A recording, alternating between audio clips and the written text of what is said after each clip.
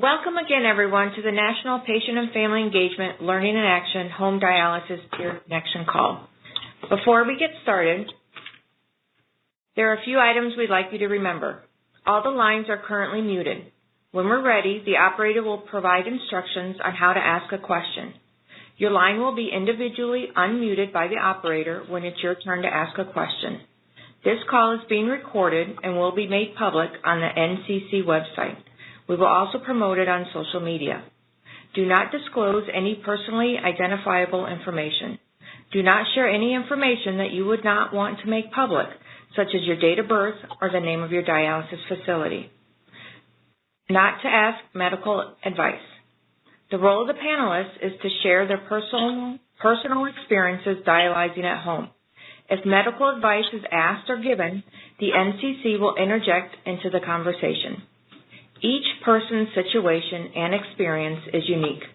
The treatment plan for each patient is unique to their personal needs and the various factors, including other medical conditions. Before making changes to your health practices, speak with a member of your healthcare team. Always seek the advice of your physician or other qualified health provider with any questions you may have regarding a medical condition.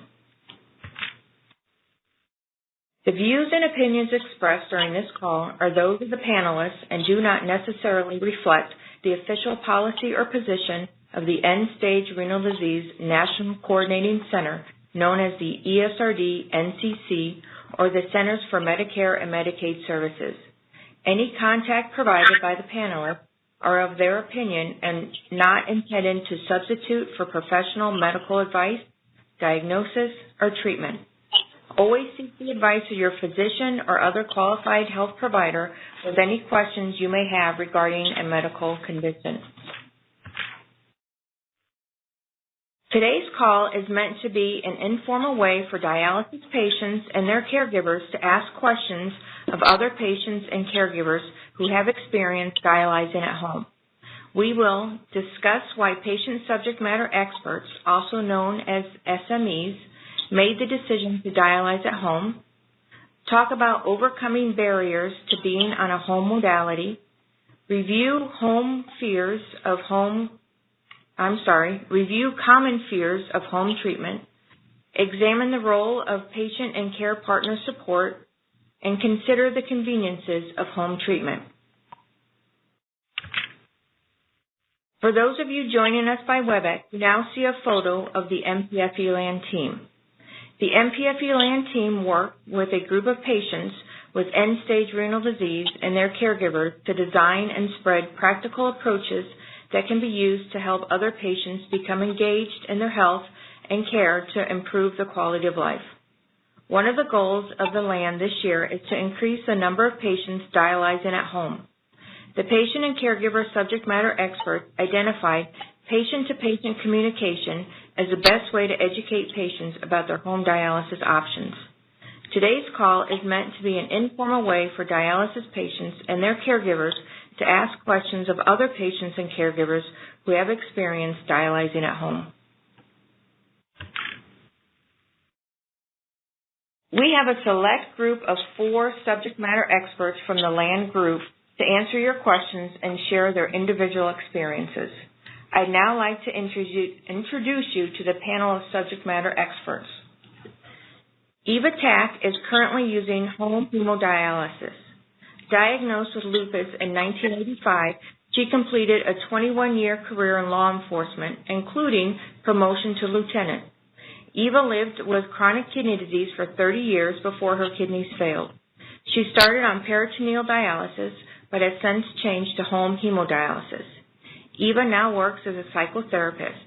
Her passions are spending time with her grandchildren, golfing, skiing, and traveling. She says her favorite vacation destination is anywhere that's away. Nelson Nunez is currently on Nocturnal home hemodialysis. He started dialysis in August 1999. Nelson has used several types of dialysis, including in-center hemodialysis, self-care in-center hemodialysis, and daily home hemodialysis. He has also had a transplant. Prior to starting dialysis, Nelson worked in several industries, including cable and internet installation, shuttle driver, and cashier and stock person for a coffee and tea company.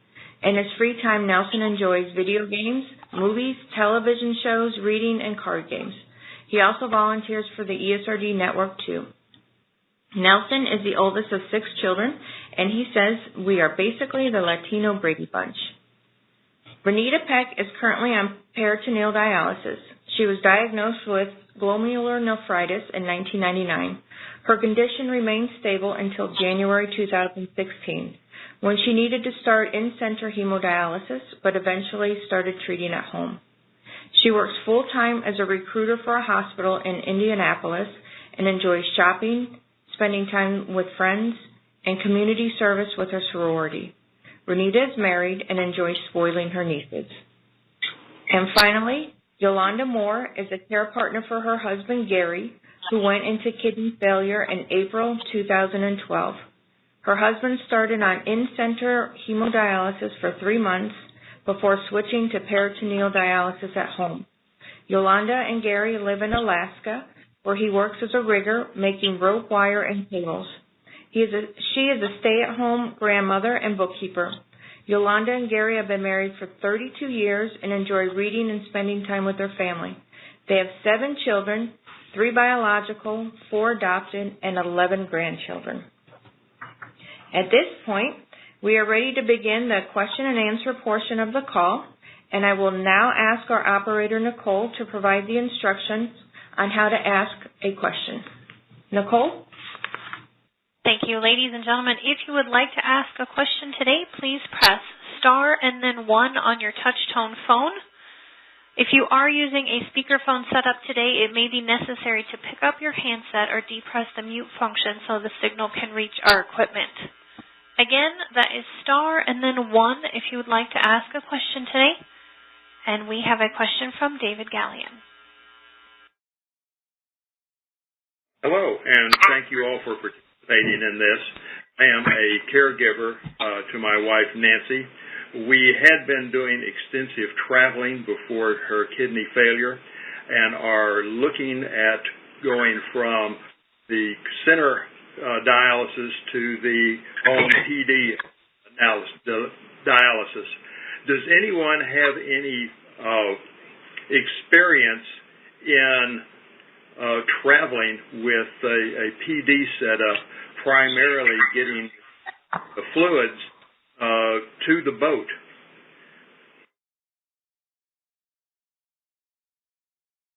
Did that go through? Yes. Hi, This is Yalonda.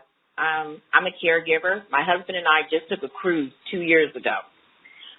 Most of the cruises have worked out with the facilities, and so what happens is you call the facility and let them know what your order is, and most of the ships has a designated person that will pick up the fluids and take them and put them into your cabin, because we just went to the Bahamas and they did it.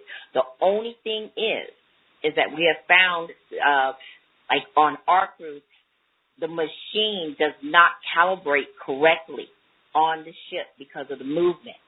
So you're most likely going to have to do manual. But he was able to do the manuals without a problem. It didn't interfere because of the weather. It was nice and hot. It was easy. But that's the only problem that he had, which is the fact that the machine won't calibrate on the water. Sorry. Okay. Thank you. Mm-hmm. Once again, ladies and gentlemen, that is star and then 1 if you have a question today. This is Kim from the ESRD NCC. For those of you who are on the WebEx, you also have the opportunity to use the chat function if you'd like to just type in your questions, and we would be happy to share them with the panelists as well. And we have a couple of questions coming in over the phone. Our first one is from Harold Britton. Hi, good morning, good afternoon. Okay, so I had a friend who was doing the home chemo who just converted back to the modality of the in-center. So I have been contemplating the use of home hemo, but he was having a lot of issues, especially when it comes to time. Is that an issue that we should really concern ourselves with? And when I say time, it was more so of inventory and moving boxes constantly and trying to order the supplies needed, and then the time it takes to set up the machine and to break down the machine, to clean and, I guess, sanitize and everything. So is that an issue with anyone doing home hemo? I'd like to respond to that. Okay. I think if you get into, you create a routine on it. I love doing home because it allowed me to return to work. So I have it set up where just recently I was able to open up a room and have everything in there. But before, I had things in 3 different parts of the house, 2 to 3 different parts. But it's still, it was less time for me to set up, have my treatment and break down than travel time to the dialysis center, going through their process to get hooked up, and then having to pack up my bag and go back home. So I saved about 20 to a half hour on that time, and so I find it to be very convenient. As far as the equipment, I use half of a closet, a regular closet, not a walk-in, that fits all the boxes. The delivery people, they're great at rotating out the boxes. My husband used to do it for me, but he passed away. So they rotate, putting new stuff at the bottom. Thank you. So it's worked out really well. So it depends on, how organized you are. I just did my inventory this morning. I do it online. It took about 3 minutes for me to go in and just count the boxes, put it in, and that was it. And usually right before they deliver, they send me a email, text, or voice call to set up a time. They usually give you it's either a 2 or 4 hour window so that I'm there, so they don't leave it on the porch and I have to pull it in. So far, it's worked out very well for me, and I've been doing home since August of 2017, so next month it'll be 2 years. And how about the cannulation? Do you have buttons or no? No, I was first attracted to it because I was afraid to cannulate myself. And so when I started, I had expected buttonhole, but I had been on immunosuppressants for 30 years, so the doctor was concerned about infection. So by the 3rd day, I was cannulating myself. My husband wanted to do it, but at the time he had a rather heavy hand, and I'm like, no, that's okay. So I've been cannulating myself the entire time. And you don't have an issue with that? No, actually, I prefer doing it. I mean, unless I'm in clinic and I have a technician doing it. But I do it. I focus on task orientation. I do numb. I use the lidocaine to numb, so I don't feel any pain. So for me, it's easy, and I'm more secure with that. I trust myself. Okay. Now, last one. Do you have a graft or just a regular fistula? I have a fistula. And where is that placed, in the arm or groin? It's my upper left arm, and I'm right-hand dominant, so it works out for me. Oh, it's perfect. Okay, great. Okay, well, thank you. Mm-hmm. And we have a question from Rodney Brown. Hello, folks. I think I just got my answer. I've been on dialysis for less than 2 years now, and I have a fistula that was put in my left arm, and I am left-handed, and so, of course, now it's getting to be a problem. But what I wanted to ask, and the lady before gave an answer, is that I have a wonderful wife who is unable to do anything that's associated with blood. And so she's not going to be able to help me in the home. But I heard the young lady say before me that she does the insertion herself. And I was wondering, besides the insertion of the needles, is there another way you can do home dialysis? Well, they do have Peritoneal, and it's Renita is using Peritoneal, so she can answer your questions about that. They also have catheter, but they really, since there's such a high risk of infection with catheters and the care, if you have a fistula, you probably want to stick with that if at all possible, a fistula or a graft. When you do the training, you go through extensive training, they work with you on figuring out how best you can self-kindle yourself. So this is something that you can talk to the home hemo nurse in your center. Because they usually first they'll probably stick to themselves, then they'll give you tips, and they'll have you try it yourself. They'll work with you to develop a process that works for you to self-kindle at home. Okay. Thank you. Renita, would you like to answer any questions about peritoneal dialysis? Yeah, I was just going to mention to the gentleman that, peritoneal dialysis is another,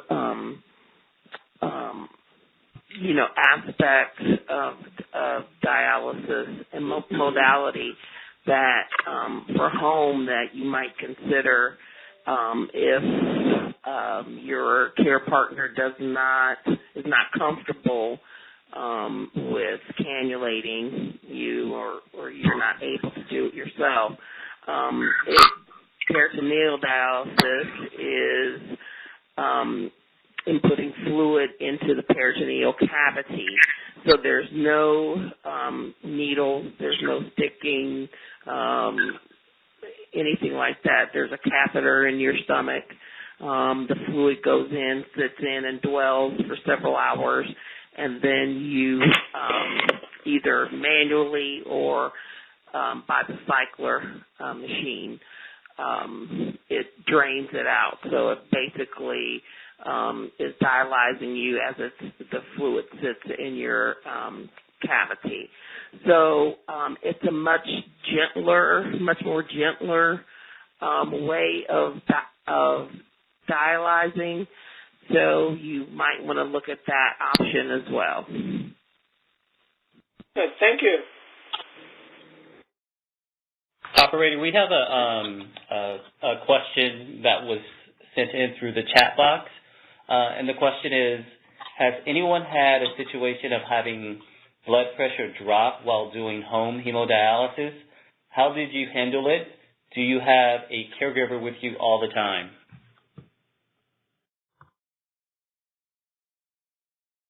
So one of the things of home hemo is that you're not doing a hard, fast dialysis like you do in center. It's usually slow, and you're not removing that much. And you're doing it so often during the week. You're probably removing 1 to 2 kilos, maybe 3 if you're a big drinker, but that's really, really uncommon. So it rarely happens. In center, you might be doing ultrafiltration rate of 1 per hour, while in your home will be 0.33, maybe 0.5. So it's rare. As for me, I have not had that issue, but I do overnight, so I do it about 8 hours. So usually I remove 3 kilos over 8 hours. It's very slow and gradual. But the other question was, I do not have a caregiver because I'm doing overnight, so everybody's sleeping in the house. There is the next stage machine does have a system set up where you can be monitored through an internet. So there is usually someone who is monitoring me in the center. through the internet, he can give you a call in case something pops up. And my experience has been, I used to tank or crash rather quickly in center where they'd actually monitor my blood pressure every 15 minutes. I haven't, in the almost 2 years of doing it at home, I haven't had any incident in that.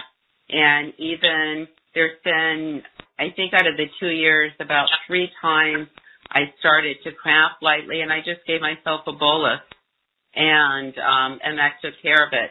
So I haven't had those situations happen at home. Doing Nocturnal is much slower.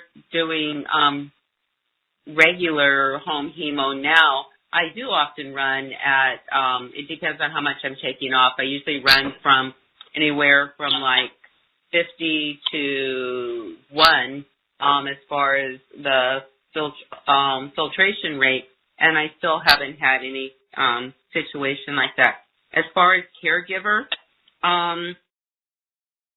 so you can, well, some doctors will authorize solos for regular home hemo, and that's what I'm actually kind of fighting for now. I did have a care partner before November, but I am working towards doing it solo. Right now, the only thing my care provider does is help me bandage after I insert my fistula needle and bandage during the removal of the fistula needle. Everything else I do myself.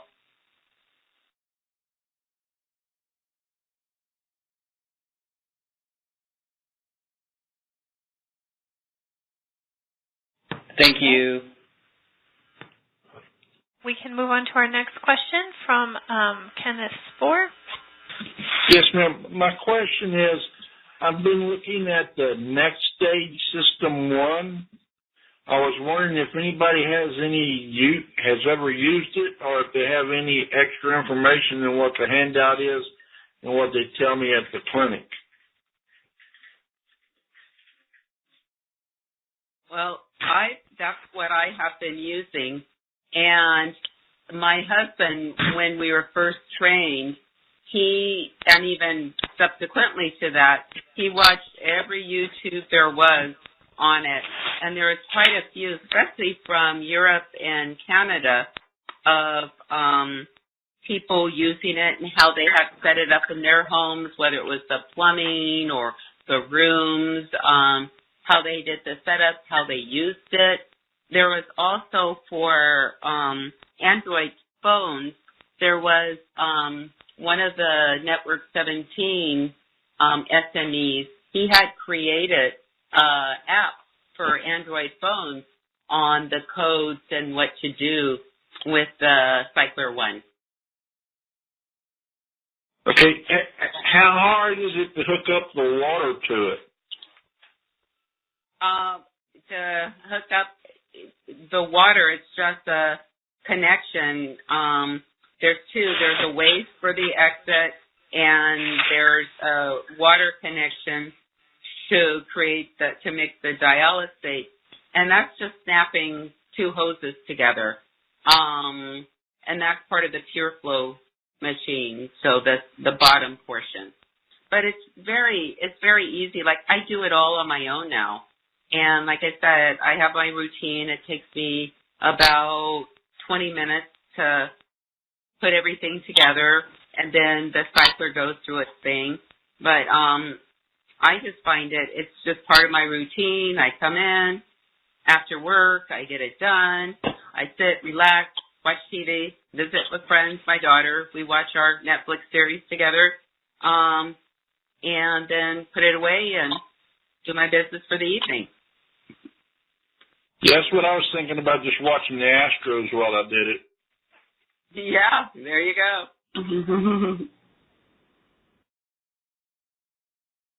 Do you have someone that helps you, like, pull the needles out and tape your arm, or do you do that yourself? Well, that's what I'm trying to get trained for that right now. She assists me, so she removes the needles, and then I do the rest. It's just, like I said, I have an appointment tomorrow with a second opinion nephrologist to get the permission to be trained by my dialysis nurse to pull the needles myself and how to bandage once I cannulate myself, and that's the only thing that I'm not doing totally on my own. All right. Thank you. And we'll take our next question from Kelsey Weisgold. Hi, everyone. Thank you for participating today. My question is around the need to keep a sterile environment if you're doing an at-home dialysis program. I heard one of the panelists has some pets, cats or dogs, and I wanted to hear advice on the best ways to keep, them out of the environment in which you have your equipment. Any tips or tricks there would be great. This is actually a very common misconception. You do not need a sterile environment to do dialysis at home. The way they use is septic, not septic. I'm sorry. The way they use is, in other words, like I see once when you're sticking the needle in or when you're pulling out, you don't want the pets there. Pets are erratic, they can do things. But once you're on the machine, you're taped up and everything's there. I've seen people who actually have their dogs sit in the lap while they do treatment. The animals can be in and out. You just don't want them getting on the machine or interacting with the tubing. You don't want to pull anything out. But the idea of it being it's more about being sanitized than being sterile. It's the better idea for the doing home hemo. Or I imagine peritoneal too, but I really don't know about that. Yeah, I can speak to peritoneal dialysis. Again, that is a common misconception that you can't have pets or your environment has to be sterile. You just need to ensure that, for instance, my machine, my cycler for peritoneal dialysis is in my bedroom because I do it overnight. I do, make sure I dust, keep it clean. Now, when I hook up to the machine, I have to close the vents. I couldn't have any air blowing. I have to turn off fans, etc. I can't have plants in the room, but you can. And your pets can't be in the room when you hook up to the machine when you're exposed. Basically, if you're opening up your catheter and exposing, you're exposing your catheter to pollutants that could cause infection. But you can have them, so after you're hooked up to the machine, you can have them in the room, but you just can't have them when you have your catheter or when you're cannulating, that type of thing. One of the things you need to think about, however, hold on. One of the things, if you have a cat and you're doing peritoneal, the situation you have with a cat in peritoneal is that when the solution goes through the cables jump. And so the cat, just like they like to play with yarn, they will try and attack that cable. So the hardest part you have is with a cat and trying to do peritoneal because they want to chase the cable as the fluids are going through it. Okay, very good. Thank you so much. And operator, we have a question from the chat right now. Yalonda, this looks like this is directed toward you. How involved were you with your husband's care when he first started PD? How involved are you now? When my husband first started PD, I was very involved because when he first got sick, he had strokes and heart attacks, and he couldn't see. And so I did a lot of the hooking up of his machine, and so I did hook up the machine. I did the injections for his heparin and doing his injections when his blood sugar and when his blood and stuff got low. However, now he can see better, and he pretty much does it all on his own. The most that he may ask me to do is to help him set up because he has gone back to work, and so we try and set up the machine at a decent time so he can get off in time to go to work. So where I used to do a lot, now I very seldom do anything at all unless he just really had a rough day and he's just really tired or he wants to hook up early. Thank you.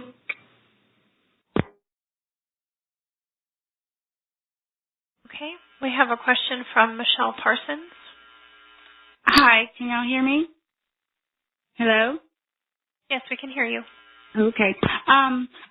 My husband currently is in a center dialysis, but they have talked to us the past spring about doing home care. My concern is, one, I already have to do a lot, and I'm concerned about taking on the extra stress, but also I'm concerned about attendance with him being as regular as he needs to be if he's at home. And the biggest concern I have, because we had 4 months after he was in the hospital for 5 months, he had 4 months of in-home nursing, and I did a lot of that. But this is a lot more stressful, and I'm concerned about, like, nighttime, if an emergency arises with the machine, because it can go downhill so quickly. And he has blood pressure issues, and he also has cramping issues, which they have to stop and add fluid and take fluid. And how do you deal with that? And is that a concern that you get over after a while? And the second question I have, and I don't know if you can answer that because it just happened yesterday with this new initiative for the kidney. I heard that one of the things they're incentivizing actually this home care, home dialysis treatment. And does anybody know much about that? And is it going to penalize those who continue to go to in-care treatment? As a care partner, I can tell you, don't stress out as much as you think you. It's not as hard. When I first started, and they bought it to my husband to go from clinic to care partner at home.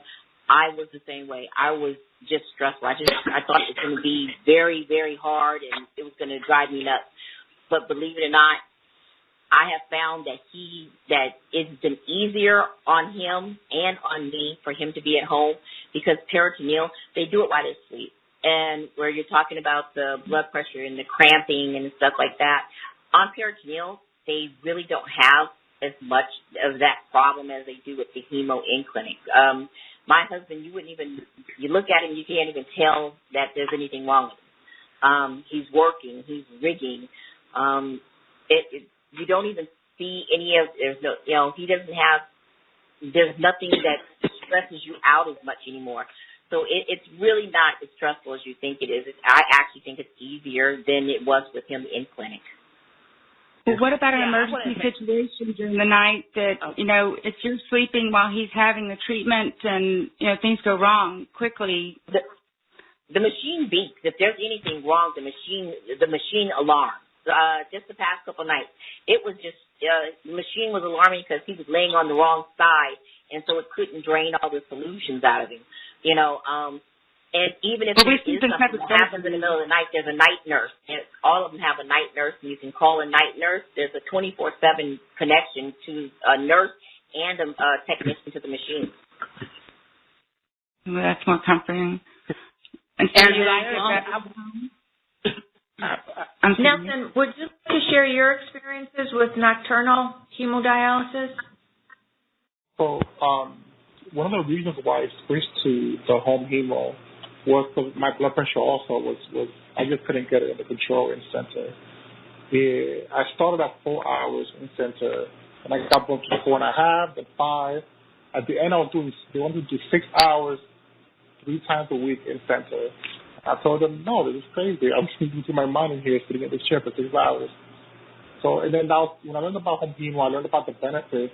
It offers you better blood pressure control. Your blood pressure is stable.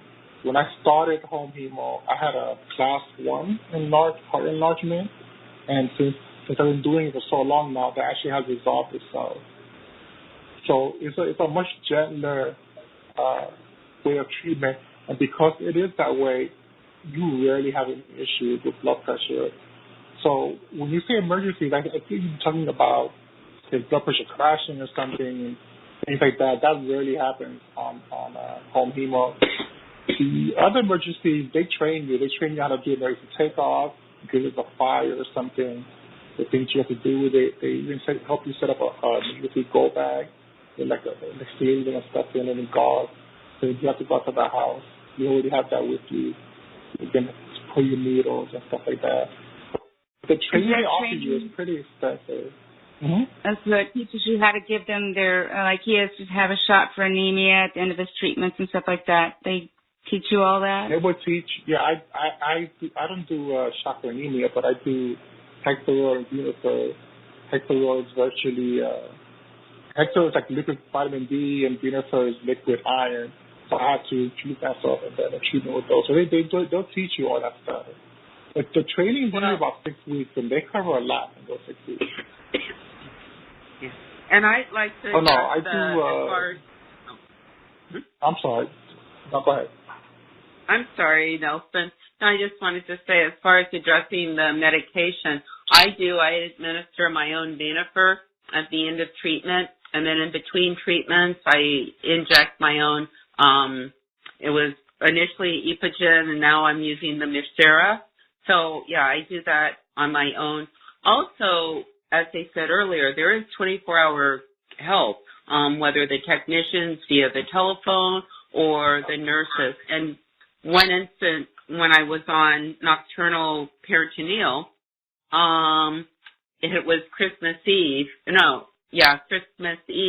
I ended up with an infection. Well, that night, I was having problems. I called the 24-hour nurse. She came to my home Christmas Eve to assist me and do the test and stuff. But so someone is there. And what about all the blood work that they test weekly, biweekly, or bi-monthly and things like that? Do you have to go in like weekly to do blood work? Well, so the lab tests are generally monthly, and I draw mine at the beginning of treatment. Then I have one tube at the end of treatment. I draw.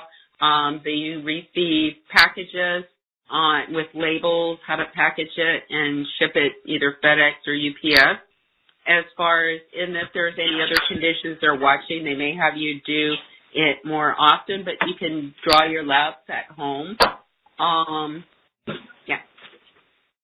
And what about monitoring some of the meds they put you on? Like, they frequently have had to change his blood pressure medications to different levels because of the treatment and problems with blood pressure and that. Do you monitor that, or do you have follow-up? No, that's monitored. So you have a meeting with your care team, which is your nephrologist, the nephrologist nurse, your dialysis nurse, nutritionist, and social worker each month. That's required. And some of the clinics may have you meet with the nurse monthly and then as well as the care team. So that you're getting the same follow-up as you would in clinic. It's regular follow-up. Okay. And if there's any specific care that they're following, then that could be more frequent. But so you're getting the same care. So I had that issue because about 3 weeks in, my blood pressure started getting low. So basically, you document before and after your blood pressure, and you have to follow it along. And so I called the nurse, told her that I was getting kind of low. They suspected that because I was doing home hemo, it was having a more positive effect on me. I was on too many medications for blood pressure, so they ended up taking one off. So there will be adjustments. There will be periods of adjustments in the beginning. You just have to communicate with the home care team, and that's what they're there for. They want to hear from you. They want you to call them in, tell them how it's going, whether it's good or bad. If it's good, great. They want to hear that too. They want to hear the good and the bad, So yeah, that's what they're there for. I think I just part of it's fear because they monitor things so closely in center that I don't necessarily know to monitor, but I guess that's part of the training they give you also. In center, because it's a more stressful treatment, that's why they're so much more careful. It's a lot easier to crash in center or something to go wrong. So, you know. And how do you get an accurate blood weight? Hey, Nelson, we got a question via chat. Do you do nocturnal 8 hours every day or just 3 times a week? Oh, okay. It's actually a very good question. So with the nocturnal program that I'm in, it's very flexible. I have to do at least a 5-hour treatment 4 days a week. After that, I can choose how I want to tailor my treatment. When I first started, I had a hard time sleeping overnight.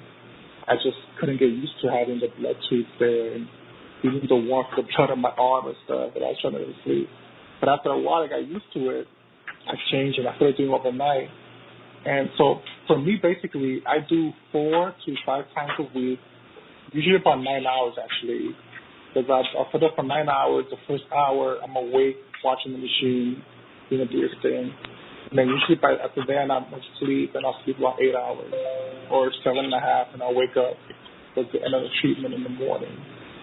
But it's most, from what I've seen, this is just my experience. I can't say for every clinic because they're all a little different, but most programs are flexible when it comes to the nocturnal if you're doing such high volume compared to the in-center. And I know when I did short daily, it was more rigid. I had to do 5 days a week. I was forgiven. I couldn't really get away from that. So it really depends on your needs, your prescription, and how comfortable you feel doing the treatment. The longer you do it, the more comfortable you become. So I do about 40 hours a week, and I process about 300 liters of dialysis a week. I'm not sure if that makes sense to anybody. The bag is 60 liters of pure flow. I do 1 bag per treatment.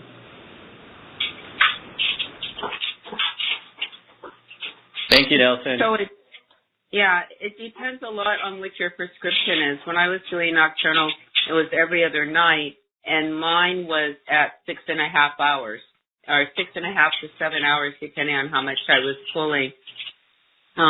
And then for home, or for the regular home hemo, I do between every other day, unless I have plans and things happening. I do at least 3 days a week, and that's normally between 2 hours and 40 minutes to 3 hours and 15 minutes, depending on how much I'm pulling.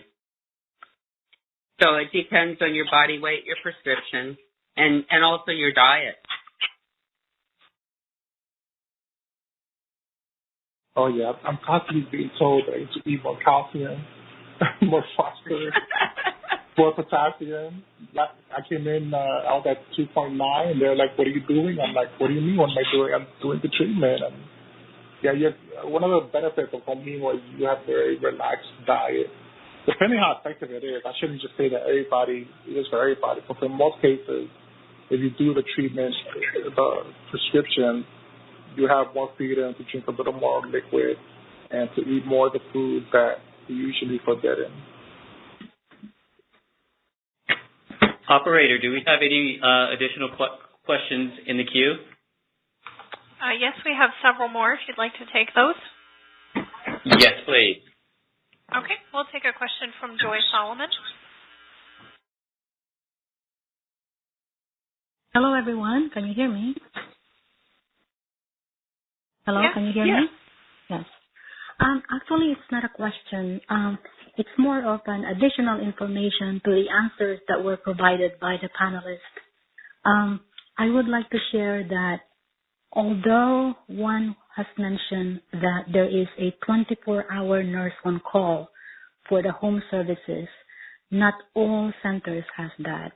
I am an in-center hemo patient, and my center is small, and we do not have the 24 nurse on call. However, the Next Stage machine has a 1-800 technical support that you can call anytime, and they're very efficient in answering call, provided you dial the right number that you are in treatment or not in treatment.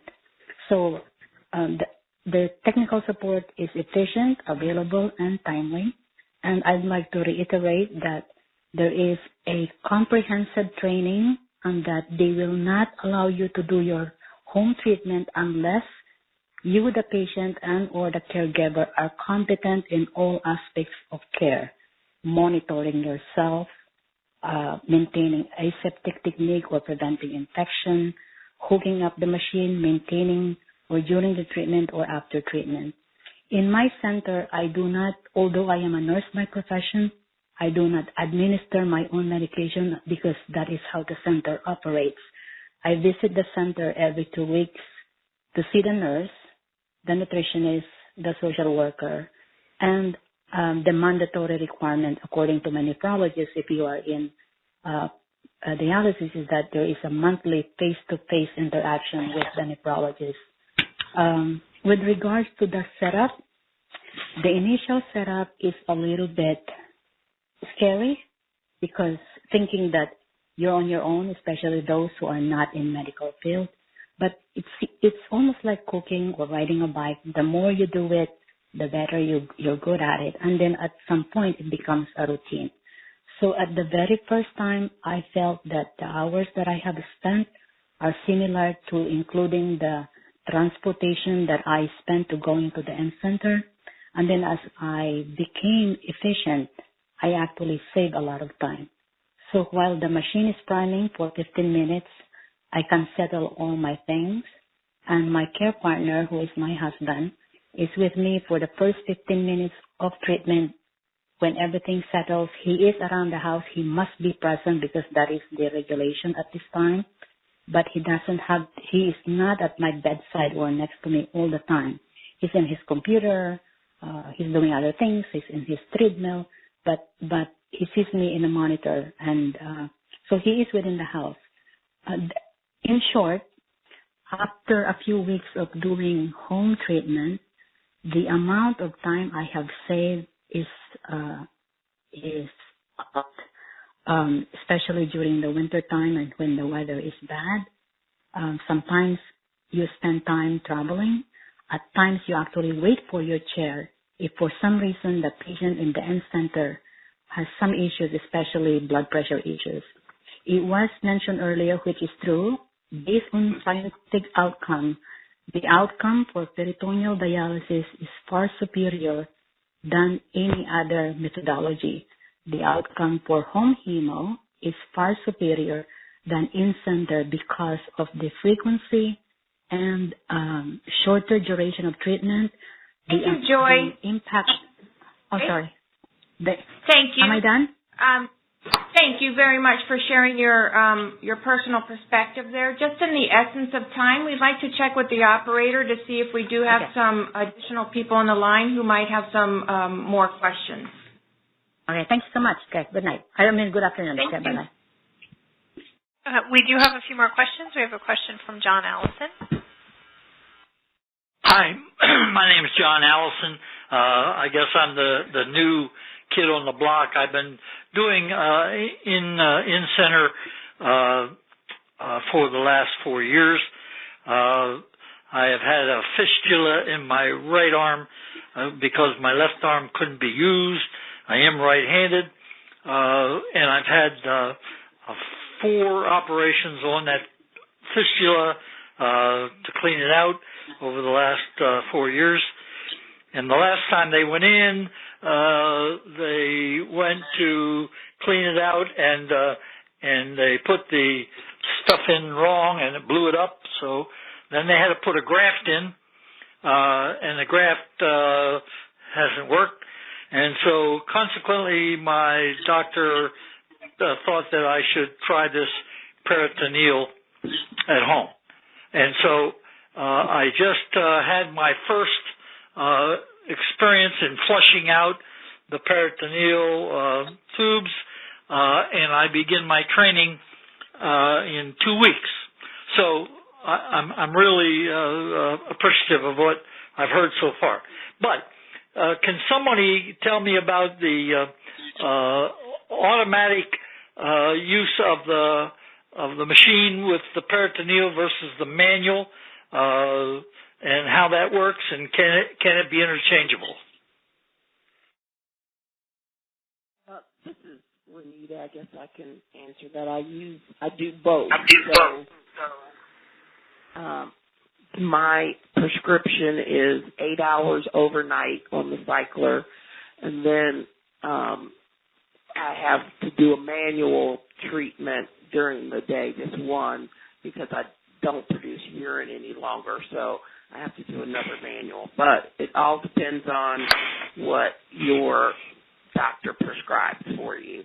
Now, there are times when perhaps I go out of town for the night and I don't take the cycler with me. I'll do manual.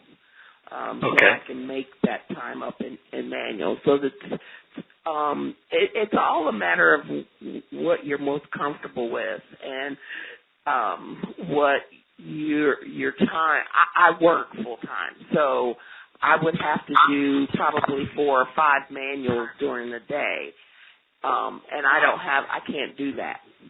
I am lucky enough to work from home, however, so I can do the 1 manual. But the 4 manuals would be kind of much to take that time out from work. So I do a cycler overnight. I wake up, work. Usually about this time in the afternoon, I'll do my manual, and then I'll hook up at night. But it's all just a matter of what you're comfortable with and how much time you have to devote to it. So, and you can interchangeably, if you do the cycler and then you go out of town and you want to do manuals, you can do that. Okay, and I did hear somebody say that they used some kind of something to deaden the pain or whatever when they did their thing. What kind of pain would be associated with the peritoneal, if any? There's not pain. She was talking about she does the home hemodialysis. Oh, and that's when they put the needles in. Correct. So okay. She was talking about using lidocaine on her fistula. So okay. I appreciate that clarification. There's no pain dealing with the peritoneal dialysis. You have a catheter in your stomach, and then you know already, but you just hook up to the machine. Okay. Thank you. You're welcome. Nicole, we have time for one more question. Okay. It looks like we have a question from Shamika Osborne. Hello, everyone. For the home patients, I was wondering, what do you do to combat the burnout, from setting up, doing treatments for the more frequent dialysis?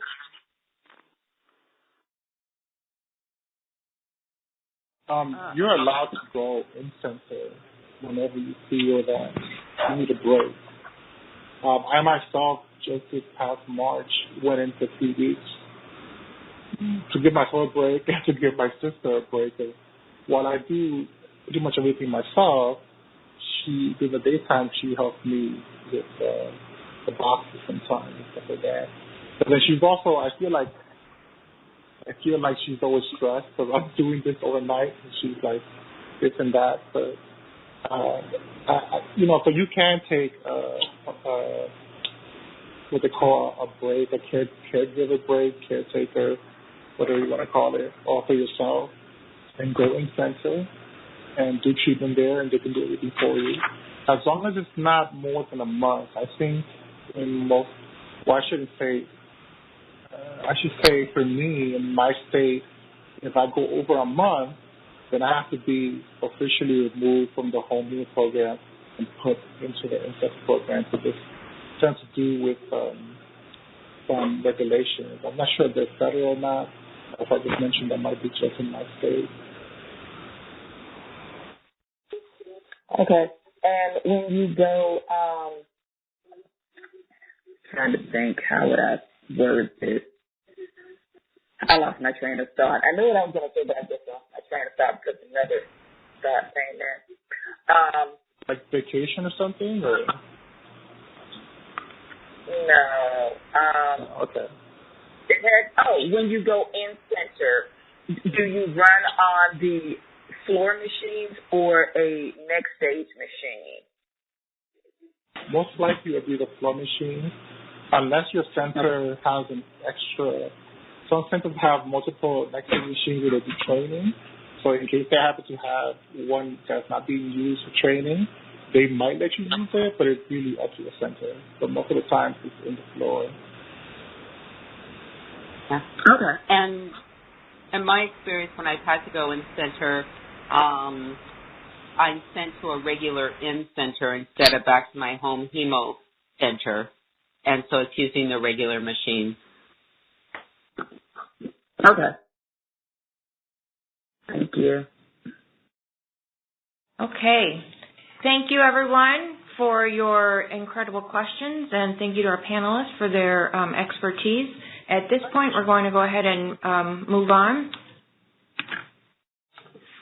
For more information on home dialysis options, please visit any of the websites listed on the screen. The websites include the ESRD NCC website, My Dialysis Choice, Home Dialysis, and Home Dialyzers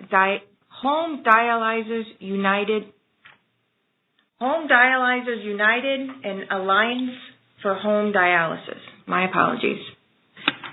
There are several ways to contact the ESRD NCC, and that includes by email, which is nccinfo@hsag.com, by phone, 844-472-4250, and by mail, ESRD NCC, care of the NPFE-LAN team at 3000 Bayport Drive, Suite 300, Tampa, Florida, 33607. To close out the call, we'd like to leave you with a quote. Courage doesn't mean you don't get afraid. Courage means you don't let fear stop you. And that's by Bethany Hamilton. We also invite you to follow social media. You can find us on Facebook by liking ESRD National Coordinating Center, or follow us on Twitter at ESRD NCC.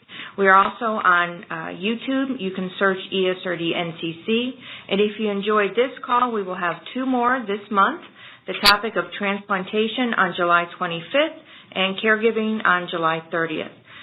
Visit esrdncc.org, our website, for details, and we are also hosting another home dialysis peer connection call in October.